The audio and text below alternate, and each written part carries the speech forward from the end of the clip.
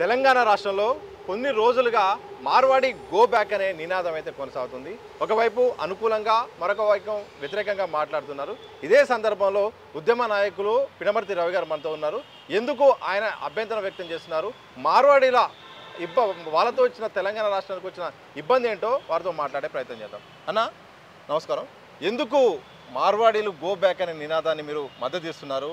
వాళ్ళతో వచ్చిన ఇబ్బంది ఏంటి, మీకున్న అభ్యంతరం ఏంటి? నాకున్న అభ్యంతరం అంటే వాళ్ళు ఇక్కడ జీవించడానికి ఎటువంటి అభ్యంతరం లేదు. భారతీయ పౌరులు ఎవరైనా ఉండొచ్చు. ఒక విషయం ఏంటంటే తెలంగాణలో వాళ్ళు ఒక 20-30 ఏళ్ళ నుంచి ఇక్కడికి వచ్చి క్రమక్రమంగా తెలంగాణలో ఉన్నటువంటి చేతి వృత్తులని, కుల వృత్తుల వారిని, వ్యాపారస్తులని అందరినీ ఆగం చేసారు. వాళ్ళ వల్ల అందరి కుటుంబాలు నాశనం అయిపోయినాయి. వాళ్ళు మాత్రమే హాయిగా బతుకుతూ ఉన్నారు. మేము బతకకుండా వాళ్ళు ఇక్కడ వచ్చి బతుకుతారంటే మేము ఎట్లా ఒప్పుకుంటాం? స్థానికంగా మాకు 75% అన్నిట్లో మేము ఉండాలి. ఇప్పుడు వాళ్ళు వచ్చి దాదాపుగా 20-30 ఏళ్ళ తెలంగాణ మార్కెట్ను మొత్తం కొల్లగొట్టిండ్రు. ఏ మార్కెట్లో చూసినా వాళ్ళే ఉన్నారు. అయినా మేము ఏమనట్లేదు. కానీ డబ్బు మదంతో మా వాళ్ళపైన దాడులు చేస్తూ ఉన్నారు. ఆల్రెడీ మార్కెట్లో మా పైన దాడి మొత్తం జరిగిపోయింది. ఇప్పుడు మొత్తం మార్కెట్ అంతా వాళ్ళ చేతిలో ఉంది. 90% మార్కెట్ వాళ్ళ చేతిలో ఉన్నది. మా చేతిలో ఉన్న మార్కెట్ ఒకటి నాన్ వెజ్ చికెన్ మటన్ షాపులు మాత్రం తెలంగాణ వాళ్ళే ఉన్నాయి. మిగతా అన్ని మార్కెట్ వాళ్ళ చేతిలోకి పోయినాయి. ఇంకా ఎన్ని రోజులు ఊకోమంటారు? వాళ్ళ ఆధిపత్యాన్ని మేము ప్రశ్నిస్తున్నాం. నువ్వు బతికిన కాడ నువ్వు బతుకు, కానీ నీ దుకాణంలో ఒక్కడైనా పని మనిషి మా వాడు ఉన్నాడో చెప్పు. నీ హోటల్లో కానీ నీ మ్యానుఫ్యాక్చరింగ్ యూనిట్లో కానీ మీ కంపెనీలో కానీ తెలంగాణ వాళ్ళేరి. మా తెలంగాణ వాళ్ళు మీ దగ్గర 75-80% మా తెలంగాణ యువత ఉండాల్సిందే. లేకపోతే ఎట్టి పరిస్థితుల్లోనూ గో బ్యాక్ అవుతుంది. మీరు ఒక అంబేద్కరిస్టు. అంబేద్కర్ కూడా రాజ్యాంగంలో కూడా రాశారు, దేశంలో ఎవరైనా బతకొచ్చు, ఎక్కడైనా బతకొచ్చు, ఏ పనైనా చేసి బతకొచ్చు అనే ఒక సిద్ధాంతం ఆయన కూడా చట్టంలో కూడా. అలాంటి సందర్భంలో వాళ్ళకు వాళ్ళు వ్యాపారం చేసుకుంటున్నారు, వాళ్ళకు వాళ్ళు చేసుకుంటూ పోతున్నారు. వాళ్ళ వ్యక్తిగత హక్కు కదా, వాళ్ళు ఎలా బతకాలనేది. ఎట్లా మీరు దాన్ని వ్యతిరేకిస్తారు? ఇప్పుడు వాళ్ళు వ్యాపారం చేస్తే మేమేం తప్పనట్లే. వాళ్ళ వ్యాపారం కల్తీ, నకిలీ, డూప్లికేటు, GST కట్టరు, రసీదు ఉండదు, ఇంటికి ఆధార్ కార్డు ఉండదు, రేషన్ కార్డు ఉండదు, ఓటు హక్కు ఉండదు. ఏ నిమిషంలో అయినా సామాన్ అంతా చదువుకొని పోతారు వాళ్ళు. అట్లా తెలంగాణలో 100 ప్రాంతాలలో మా వాళ్ళ డబ్బులన్నీ జమ చేసుకొని, బంగారం జమ చేసుకొని పోయినుండే. ఈ మధ్యకాలనే భువనగిరిలో జరిగింది. 4 కోట్ల రూపాయలు జమ అయిందనక బంగారం మొత్తం ఎత్తుకొని పోయిండు. అట్లా తెలంగాణలో ప్రతి ప్రాంతంలో అందరికీ చాలా అనుభవం ఉన్నాయి వాళ్ళతోటి. అందుకోసమనే సమయం వచ్చింది, తిరగబడే సమయం వచ్చింది. 30 ఏళ్ళ క్రితం అయితే అప్పుడే ఎందుకు ఎదుర్కోవాలి? మాకు వాళ్ళ ఆధిపత్యం ఎక్కువైపోయింది బిజినెస్లో. మమ్మల్ని బతకనిస్తలేరు. మా వ్యాపారాలు ఇప్పుడు పుల్లారెడ్డి స్ట్రీట్ పోతుంది, సుదర్శన్ రెడ్డి, రామిరెడ్డి అన్నీ పోయినాయి. అట్లనే మా కోంటోలై దుకాణాలు మొత్తం పోయినాయి. మరి పద్మశాల బట్టల షాపులు పోయినాయి, మంగళ షాపులు పోయినాయి, 5 విశ్వకర్మల షాపులు వాళ్ళ వ్యాపారాలు దెబ్బతిన్నాయి. దేంట్లో లేరు చెప్పండి వాళ్ళు? మేము ఎందుకు ఊకోవాలి? పోనీ వాళ్ళు బతకని వ్యాపారం చేయని, మరి మేమేది? మా భాగస్వామ్యం ఉండాలి కదా, మమ్మల్ని బతకనివ్వాలి కదా. మా రాష్ట్రానికి వస్తారు, మా రాష్ట్ర ప్రభుత్వం ఇచ్చే సబ్సిడీలు తీసుకుంటారు, ఈ గాలి పిలుస్తారు. ఇక్కడ మొత్తం కూడా పని అంతా మాది. మరి నువ్వు బతుకుతావు కానీ మమ్మల్ని బతకనివ్వవా? మేము ఎందుకుంటాం? ఖచ్చితంగా ఇది నా నినాదమే కాదు, ప్రజలు అందుకున్నారు. ఇది తెలంగాణ ప్రజలు మొత్తం కూడా మాట్లాడుతూ ఉన్నారు. నేను ముందు మాట్లాడి ఉండొచ్చు, కానీ తెలంగాణ ప్రజల ఇది నినాదము. వాళ్ళు పోయిందనక కొట్లాడతాం మేము.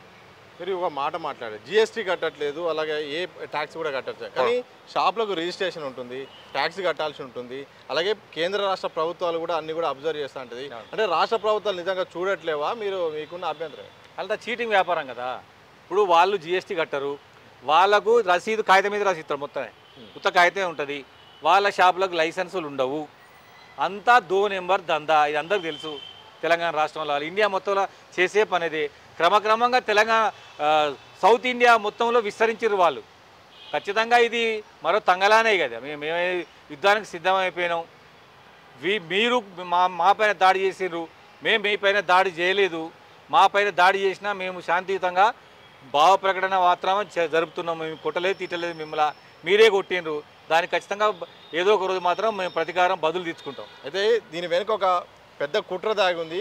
సికింద్రాబాద్లో జరిగిన ఒక ఘటనను దీన్నే ఆసరా చేసుకొని దీన్ని పెద్ద భూతద్దంలాగా చూపించే ప్రయత్నం చేస్తున్నారు. అలాగే కమ్యూనిస్టులు దీన్ని వెనుకున్నారు, కొన్ని రాజకీయ శక్తులు కూడా దీన్ని వెనుకున్నాయి, దేశ విద్రోహ శక్తులు కూడా దీన్ని వెనుకుండి కూడా వీళ్ళందరినీ ముందు పెట్టి నడిపిస్తున్నారు అనేది ఒక వర్గం వాదన.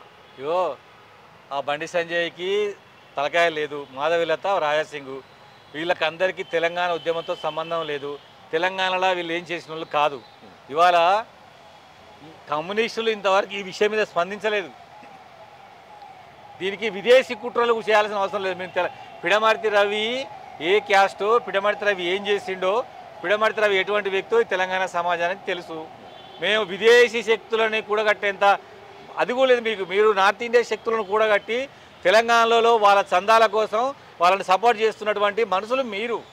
మాకు అవసరం లేదు, దీంట్లో ఎవరు లేరు, మేము ప్రజా సంఘాలలో మాత్రమే ఉన్నాము. ఈ అంశం గురించి ఒక అడ్వకేట్తో మాట్లాడతా. ఆయన ఏమన్నారంటే, మనకు పని చేయడం చేత కాదు, మీకు పని చేయడం చేత కాదు, చేసే వాళ్ళని చేయకుండా అడ్డుకుంటున్నారు. వాళ్ళు అంటే ఈ మార్వాడీలు సేవా కార్యక్రమాలు చేస్తారు, హిందూ ధార్మిక కార్యక్రమాలకు వాళ్ళు దాతలుగా ఉంటారు. చాలా సందర్భాల్లో కూడా వాళ్ళు డబ్బులు కూడా సాయం చేసి సేవా కార్యక్రమంలో వాళ్ళు ముందుంటారు. వాళ్ళను అడ్డుకోవడం కాదు, ముందు మీరు సొంతంగా మీ కాలపై మేము నిలవడం నేర్చుకోండి అని కూడా అంటున్న సందర్భం. తెలంగాణలో నిజాం నవాబ్ కాలంలో వజ్రాలు అమ్మిన ప్రాంతం ఇది. మాకు కూర వండుకోవడం రాదంటారు, మాకు అన్నం వండుకోవడం రాదంటారు, మాకు వ్యాపారం చేసుకోరాదంటారు. అంటే మాకు బతికేలేదని అసలు మీకు ఏం రాదంటారు. ఇప్పుడు వాళ్ళు వస్తేనే ఇక్కడ బిజినెస్ అంట. మరి 100 ఏళ్ళకు ముందు నుంచి ఇంకెప్పటి నుంచో పుట్టుపూర్వత్వం నుంచి ఆరవయసులు చేసిన బిజినెస్ అన్నీ పక్కకు పోయినాయా? అంటే ఇక మేము మనుషులమే కాదు, మీకు ఏం రాదంటారు మమ్మల్ని. వాళ్ళు వస్తేనే ఇక్కడ జిఎస్టీ, వాళ్ళు వస్తే మా రాష్ట్రానికి ఆదాయం రాదు, వాళ్ళ రాష్ట్రానికి ఆదాయాన్ని దొంగిలించుకోబోతారు. 2 లక్షల కోట్లు ఒక నెలకే ఆ రాష్ట్రానికి పోతున్నాయి. వాళ్ళు ఇక్కడ ఇల్లు కట్టరు, వాళ్ళు ఇక్కడ వ్యవసాయ భూములు కొనరు, వాళ్ళు ఇక్కడ కేవలం డబ్బంతా కొల్లగొడి తీసుకుపోతారు. అయితే లిటిగేషన్ ల్యాండ్లలో కూడా వాళ్ళే ఉంటారు. బంగారం తాకట్టు పెట్టుకునేది వాళ్ళే, అన్ని జమ చేసుకొని రాజస్థాన్, గుజరాత్కు పారిపోతుండ్రు. ఇక ఈ పైన చెల్లదు. ఆ అడ్వకేట్కు సరిగ్గా అవగాహన లేదు. తెలంగాణ అనేది చూడండి, మెట్రో భారతదేశం లెక్కలేని మెట్రో మాకున్నది. అద్భుతమైనటువంటి ముఖ్యమంత్రులకి ఈ రాష్ట్రంలో పరిపాలన చేసిన వాళ్ళు ఉన్నారు, కవులు కళాకారులు ఉన్నారు, మేధావులు ఉన్నారు, పోరాట పటిమ గల రాష్ట్రం. మాకేం పని చేయదు కదా అని నువ్వు చెప్పడం, మరి నువ్వు అడ్వకేట్ ఎట్లయినావు? చదువుకుంటా కాలేదా? రాజస్థాన్ మారడానికి నేను అడ్వకేట్ చేసిండా? లేకపోతే ఈ టీవీలన్నీ కూడా ఆయన సృష్టించిందా? మాకు మనుషులమే కాదంటేంది, మాకు పనే చేత కాదంటేంది? లేకపోతే ఈ బిల్డింగ్ల మొత్తం కూడా రాజస్థాన్లో వచ్చి కట్టినరా? అంటే చార్మినార్ కూడా వాళ్ళే కట్టినరా? సెక్రటరీ కూడా వాళ్ళే కట్టినరా? ట్యాంక్ బండ్ వాళ్ళే కట్టినరా? వాళ్ళు వచ్చింది ఇప్పుడు 30-40 ఏళ్ళ క్రితం వచ్చిన వాళ్ళు. ఇప్పుడు ఈ తరం వచ్చినటువంటి బిజినెస్ వాళ్ళు అంత చీటింగ్ బిజినెస్ చేస్తున్నారు. దాన్ని ఆపాలని మేము డిమాండ్ చేస్తున్నాం, ఆ దిశగా కొట్లాడుతున్నాం. అంటే 30-40 ఏళ్ళ నుంచి ఇక్కడ స్థిరపడి ఉన్నారు, ఆర్థికంగా నిలబెట్టుకున్నారు, సొంతంగా ఇల్లు కూడా ఉన్నాయి, అంతా స్థిరపడిపోయారు. ఇప్పుడున్న పరిస్థితుల్లో వాళ్ళు వెనక్కి వెళ్ళడం అనేది సాధ్యం కాని పని. ఒకవేళ వెనక్కి వెళ్ళాలంటున్నారా, లేకపోతే తీరు మార్చుకుంటే సరిపోతుంది అంటారా? ఇప్పుడు ఇక నుండి ఒక కొత్త మార్వాడి షాపు తెలంగాణ రాష్ట్రంలో ఏ ఊర్లో పెట్టొద్దు. 2, పెట్టిన వాళ్ళు బరాబర్ బిజినెస్ చేయాలి, నీట్గా చేయాలి, కల్తీ లేకుండా చేయాలి. ప్రభుత్వం దృష్టికి తీసుకుపోతాం, ఆఫీసర్లకు చెప్తాం. ఎన్ని షాపులు ఈ రాష్ట్రంలో బ్యాన్ చేసిండ్రు, సీజ్ చేసిండ్రు, మళ్ళీ మీ అధికారంతో తెల్లారే షాపులు ఓపెన్ చేయించుకుంటారు. కాబట్టి నేను ఒకటే విజ్ఞప్తి చేస్తున్నా, కొత్త వాళ్ళు రావద్దు, పాత వాళ్ళు మాత్రం నీతిగా, నిజాయితీగా, కల్తీ లేకుండా, నకిలీ లేకుండా రసీదులు కట్టి, జిఎస్టీ కట్టి బుద్ధిగా వ్యాపారం చేసుకోండి. లేని పక్షంలో మా నినాదం గోబ్యాకే. సో ఎలాంటి యాక్టివిటీ నెక్స్ట్ చేయబోతున్నారు? ఎందుకంటే చాలా కులాల నుండి కూడా పెద్ద ఎత్తున చాలామంది బయటకు వచ్చి మాట్లాడుతున్నారు, వాళ్ళ సమస్యను కూడా చెప్పుకుంటున్నారు. ఆర్యవర్ష లాంటి వాళ్ళు కూడా బయటకు వస్తున్నారు, దాంతోపాటు చాలామంది వస్తున్నారు. మీరేమైనా ఇనిషియేటివ్ తీసుకోబోతున్నారా, లేకపోతే వాళ్ళకు మద్దతుగా ఉంటారా? సరిపోతుంది. ప్రధానంగా ఆర్యవర్షల్ని ఆర్గనైజ్ చేస్తాం, పద్మశాలిని ఆర్గనైజ్ చేస్తాం, పుల్లారెడ్డి స్వీట్ లాంటిని ఆర్గనైజ్ చేస్తాం, విశ్వకర్మలను ఆర్గనైజ్ చేస్తాం, నాయి బ్రాహ్మణులను ఆర్గనైజ్ చేస్తాం. అన్ని కులాలకు కుల సంఘాలు ఉన్నాయి, అందరు వ్యాపారంలో ఆ వ్యాపార తెలంగాణ రాష్ట్రంలో ఉన్నటువంటి చిన్న పెద్ద మొత్తం వర్తకులను, వ్యాపారులందరినీ కూడా ఒక వేదిక మీద తీసుకొచ్చి ఉద్యమాన్ని నడిపిస్తాం, ప్రశాంతంగా నడిపిస్తాం, శాంతియుత పద్ధతిలో నడిపిస్తాం. తప్ప మీరు కొట్టినని మేము కొట్టమేమి. మీరు నిజాయితీగా మారాలే, లేని పక్షంలో మా గోబ్యాక్ నినాదం ఉంటుంది. ఈ నినాదం ప్రజల దగ్గర పోయింది, ప్రజలే దీని ఉద్యమాన్ని నడిపిస్తారు, ప్రజలే దీనికి నాయకులుగా ఉంటారు. ఇక నుంచి మాత్రం మీరు గ్రామాలలో మండలాలలో షాపులు పెడితే మాత్రం ప్రజలే మిమ్మల్ని తరిమి కొడతారు. ఎందుకంటే మీ వ్యాపారం మీద నమ్మకం లేదు. ఒకవైపు వ్యాపారం నువ్వు చేసుకుంటూ మంచిగా బతికి మా బతుకులను ఆగం చేస్తారంటే మాత్రం తెలంగాణ ప్రజలు చూస్తుండి ఊరుకోరు. ఇది మాది 3వ ఉద్యమం. రజాకారులకు వ్యతిరేకంగా కొట్లాడిండ్రు, స్వతంత్ర పోరాటాలు ఉన్నారు, తెలంగాణ ఉద్యమం చేసిండ్రు, నక్సలైట్ ఉద్యమం చేసిండ్రు. మాది ఇది 5వ ఉద్యమం అవుతుంది. ఖచ్చితంగా మేము మారడోళ్ళకు వ్యతిరేకంగా, వ్యాపారాలకు వ్యతిరేకంగా మేము ఖచ్చితంగా ఉద్యమం చేస్తాం. ఆమన్గల్ బంద్ సోమవారం నిర్వహించబోతున్నారు. ఆ వార్త సోషల్ మీడియాలో పెద్ద ఎత్తున వినిపిస్తుంది. అక్కడ ఆ ప్రాంతం అంతా కూడా సోమవారం మొత్తం షాపులన్నీ కూడా అన్ని రకాల షాపులు స్వచ్ఛందంగా బంద్ చేయబోతున్నామని ఒక ప్రకటన కూడా చేశారు. ఇంత దానంగా ఈ ప్రకటన చూస్తుంటే కూడా ఏమనిపిస్తుంది? ఆమన్గాళ్ళు మొదటిదే ప్రారంభమే. ఆమన్గాల్ తర్వాత అన్ని ప్రాంతాల్లో ఇదే జరుగుద్ది. నేను ఆ రోజు ఖచ్చితంగా ఆమన్గాల్ పోయి అక్కడ మా వ్యాపారస్తులకు, మా ఉద్యమకారులకు సంఘీభావం చెప్తా. తెలంగాణలో ఉన్నటువంటి మిగతా వ్యాపార వర్తక సంఘాలందరూ కూడా విజ్ఞప్తి, ఆమన్గాల్ బాటలో మనందరం నడుద్దాం. మీ ప్రాంతంలో మీరందరూ కూడా వాళ్ళకి వ్యతిరేకంగా ఉద్యమం చేయడం కోసం మీరంతా బయటికి రావాలని వ్యాపారస్తులు పిలిపిస్తున్నా. మీరు విక్టిమ్స్, బాధితులు మీరందరూ రావాలి. మీ బాధను చూసి, వాళ్ళ ఆధిపత్యాన్ని చూసి మీ ఉద్యమంలోకి వచ్చినాం. మీరు ఈ ఉద్యమంలోకి వస్తే పెద్ద ఎత్తున ఉద్యమం జరుగుతుంది. ప్రభుత్వమే చట్టం చేసి 80% ఉద్యోగాలు స్థానికులకే ఇవ్వాలి, స్థానికులే వ్యాపారాలు చేసుకోవాలని చట్టాన్ని కూడా ప్రభుత్వం తీసుకొస్తానని కూడా ఈ సందర్భంగా తెలియజేస్తాం. చివరిసారిగా ఎమ్మెల్యే రాజాసింగ్ అయితే మాత్రం మాట్లాడారు. కొందరు నేతలు కావాలని చిన్న వాళ్ళైతే మాత్రం రెచ్చగొట్టడాగా ఈ యొక్క అంశాన్ని తీసుకుంటారు. వాళ్ళు పాపులారిటీ కోసమే మార్వాడీల అంశాన్ని తీసుకొస్తున్నారు. వాస్తవానికి అక్కడ ఏమీ లేదు అనే విషయాన్ని అయితే ఆయన మాట్లాడారు. ఇప్పుడు రాజాసింగ్కి ఏంటంటే అసలు తెలుగు రాదు. ఆయన ఎందుకు ప్రెసిడెంట్ కాలేదంటే ఆయనకు తెలంగాణ అస్తిత్వం తెలియదు. ఆయన కాంతాన్ని తెలంగాణలో లేదు. ఆయనకి ఏం సంబంధం, ఆయన ఎక్కడతో ఎవరికి తెలియదు. ఆయనకి ఏం మాట్లాడుతున్నా ఆయనకే తెలియలేదు. ఇవాళ చిన్నగా పెద్దగా ఏమున్నది, ఒక సమస్య వచ్చినప్పుడు చిన్నోళ్ళు మాట్లాడతారు, పెద్దోళ్ళు మాట్లాడతారు. బాగా పాపులారిటీ ఉండి 3 సార్లు ఎమ్మెల్యేనే మాట్లాడాలని ఎక్కడ లేదు. ఇక్కడ అన్యాయం జరిగిన వాళ్ళు మాట్లాడతారు, చిన్నోళ్ళు కావచ్చు, పెద్దోళ్ళు కావచ్చు.